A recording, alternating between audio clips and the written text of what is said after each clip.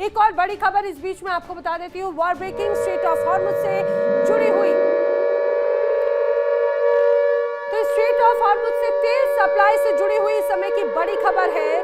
तेल टैंकरों के पीछे समंदर में तेल जैसी लकीर नजर आ रही है। कई तस्वीरें बाकायदा सामने आ रही हैं। सैटेलाइट तस्वीरें जो सामने आई उसमें तेल टैंकरों के पीछे तेल बिखरा हुआ नजर आता है। तेल टैंकर के आसपास कई स्पीड बोट्स नजर आई हैं। यूएई के तेल टैंकर पर हमला होने की आशंका जताई जा रही है। तस्वीर आप देखिए, ये जो तस्वीर हम आपको दिखा रखे हैं, दरअसल ये तस्वीर आप देखेंगे आगे की तरफ, ये जो आपको ये जो छोटे छोटे हिस्से नजर आ रहे हैं, दरअसल ये सफेद लकीरें तेल के बहने की तस्वीर हैं। अब दावा किया जा रहा है, शुरुआत से दिखाते हैं, ये जो आपको हिस्सा नजर आएगा, ये दरअसल ये आपको आगे एक जहाज जाता हुआ जा रहा है और उसके पीछे आपको सफेद ये जो लाइन नजर आ रही है। दावा किया जा रहा है कि दरअसल ये एक स्पीड बोट पर यहाँ पर तेल का जो टैंकर था उसके आसपास कई स्पीड बोट्स और ये यूएई का तेल टैंकर था। दावा किया जा रहा है कि यहाँ पर यह हमला हुआ। ये आपको छोटी छोटी स्पीड बोट्स नजर आ रही हैं, जो सफेद आपको निशान नजर आ रहे हैं, और दावा किया जा रहा है कि यूएई के तेल टैंकर पर हमला किया गया, इस तरह की आशंका जताई जा रही है। एक और बड़ी खबर का रुख कर लेते हैं, बढ़ते हैं आगे। ईरान के तेल कारोबार से जुड़ी हुई इस समय की बड़ी खबर जान लीजिए। खार्ग द्वीप के पास में एक बार फिर समंदर में तेल नजर आया है। एक बार फिर से खार्ग द्वीप के पास में समंदर में तेल ही तेल देखा गया।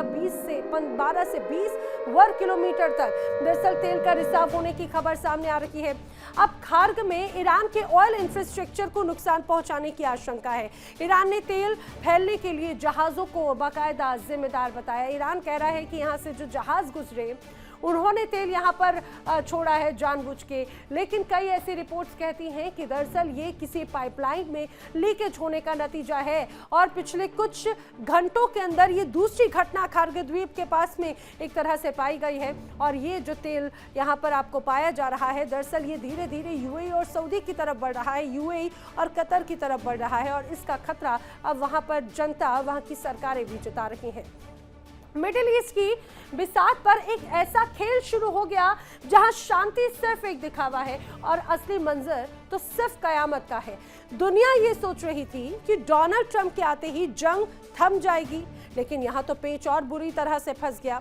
एक तरफ ट्रंप ईरान को चेतावनी दे रहे हैं, तो दूसरी तरफ नेतन्याहू ने कसम खा ली है कि जब तक ईरान के परमाणु ठिकाने कब्रिस्तान नहीं बन जाते, तब तक इजराइल की तलवार मयान में नहीं जाएगी।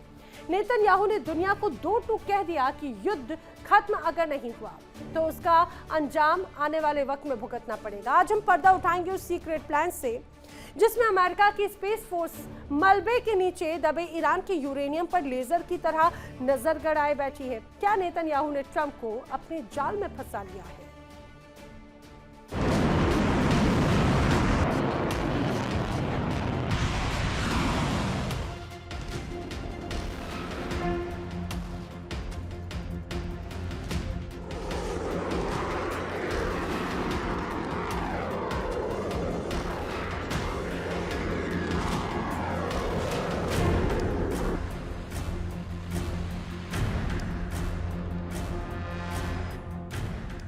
नेतन्याहू इस वक्त उस शिकारी की तरह है जिसे अपने शिकार के पूरी तरह खत्म होने से कम कुछ भी मंजूर नहीं।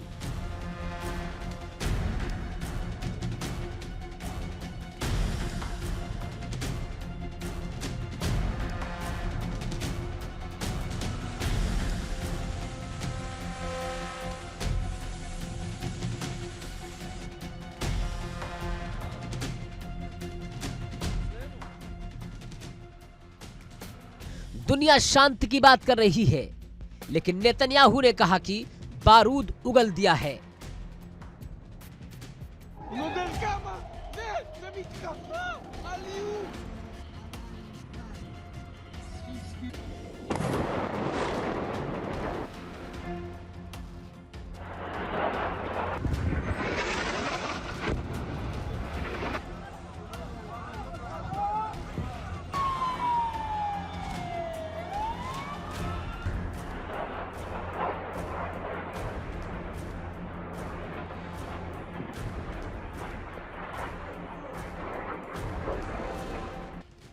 उन्होंने साफ कहा कि जब तक ईरान का एनरिच्ड यूरेनियम खत्म नहीं होता और उसकी परमाणु सुविधाएं जमींदोज नहीं हो जाती, तब तक युद्ध खत्म नहीं माना जाएगा।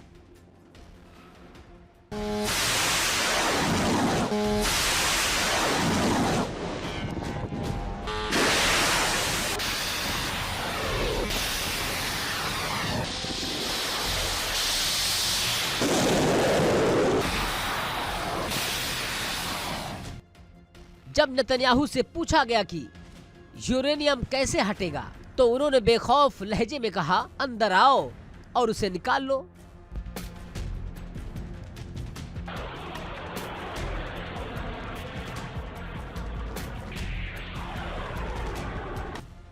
यानी इजराइल अब कूटनीति के मूड में नहीं है, वो सीधे ईरान की छाती पर चढ़कर उसके परमाणु दांत तोड़ने की तैयारी में है।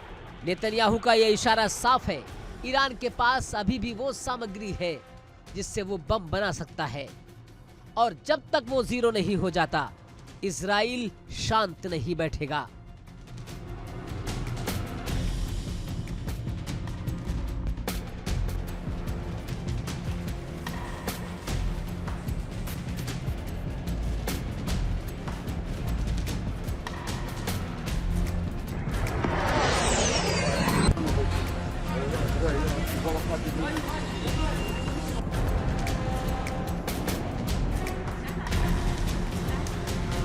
וואו. זה ממש נופל פה. כן, זה ממש קרוב.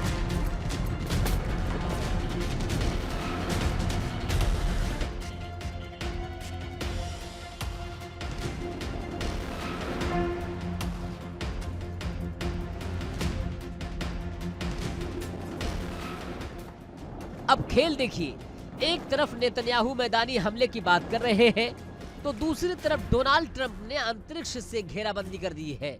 डोनाल्ड ट्रंप का दावा है कि ईरान सैन्य रूप से हार चुका है, लेकिन उसका यूरेनियम अभी भी मलबे के नीचे दबा है।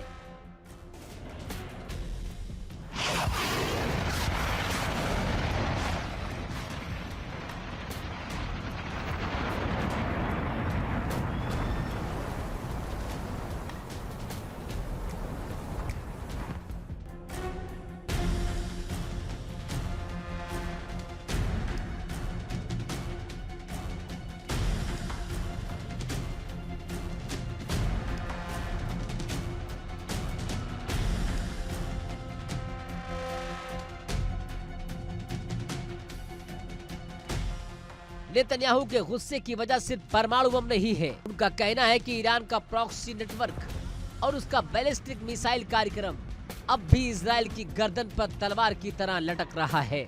इजराइल ने हफ्तों तक बमबारी की, ईरान की कमर तोड़ने का दावा किया, लेकिन खतरा टला नहीं।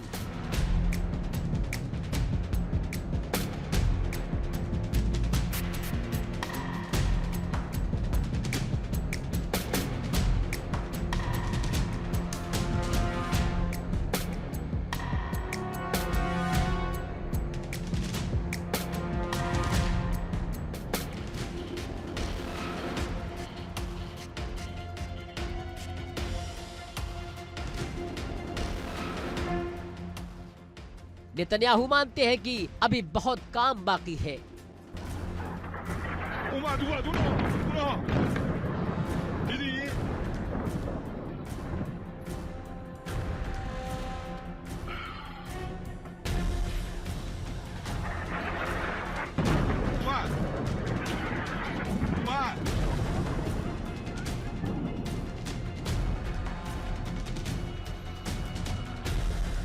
इजराइल का संदेश है कि ये जंग बंद नहीं हुई है, बल्कि ये रणनीति के लिए लिया गया एक ब्रेक है।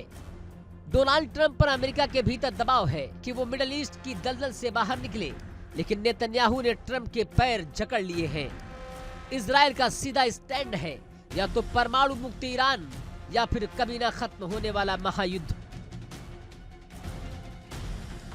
तो क्या ये मान लिया जाए कि दुनिया एक ऐसी तबाही की ओर बढ़ रही है जिसे रोकना अब किसी के बस में नहीं?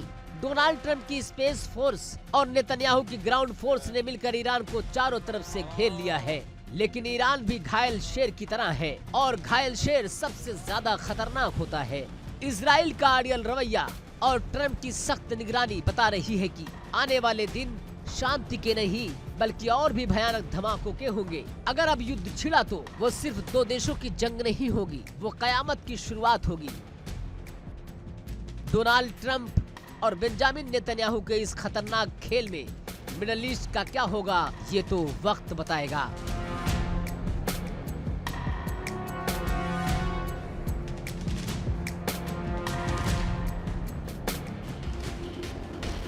Bureau report, India daily.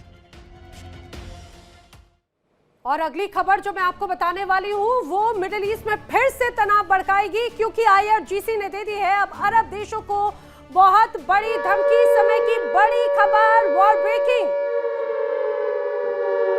तो मिडिल ईस्ट में तनाव बढ़ाने वाली एक और बड़ी खबर, IRGC ने बड़ी धमकी दी। अमेरिकी प्रस्ताव का समर्थन करने से अब अरब को बचना चाहिए। समर्थन करने की अगर कोशिश की तो अंजाम बहुत बुरा होगा। हॉर्मुज में ही अरब देशों की जीवन रेखा है, ये सीधे सीधे IRGC ने कहा। हॉर्मुज हमेशा के लिए अगर बंद हुआ तो बहुत बड़ा नुकसान होगा। नुकसान किसे? अरब कंट्रीज को। IRGC ने अपनी इस चेतावनी में सीधे सीधे दर्शा दिया है। एक और बड़ी खबर का रुख करते हैं। बड़ी खबर, अमेरिका के खिलाफ ईरान ने किया है एक बहुत बड़ा दावा, बड़ी वॉर ब्रेकिंग।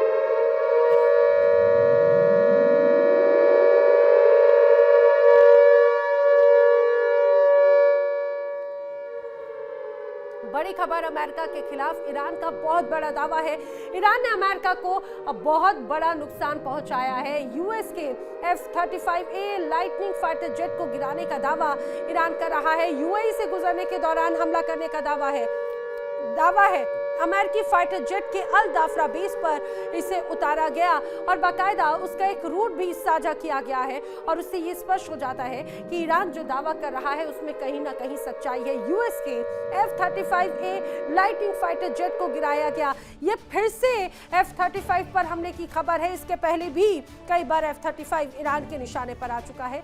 अब दावा किया जा रहा है कि उसे मार गिराया है। यूएई से गुजरने के दौरान ये हमला किया गया और उसे अल दाफरा बेस पर उतारने की भी खबर है। चलिए बढ़ेंगे आगे, बात करेंगे अगली बड़ी खबर की। एक और बड़ी वॉर ब्रेकिंग हिजबुल्लाह से जुड़ी हुई। हिजबुल्लाह ने इजराइल में किया है बड़ा अटैक, बड़ा हमला।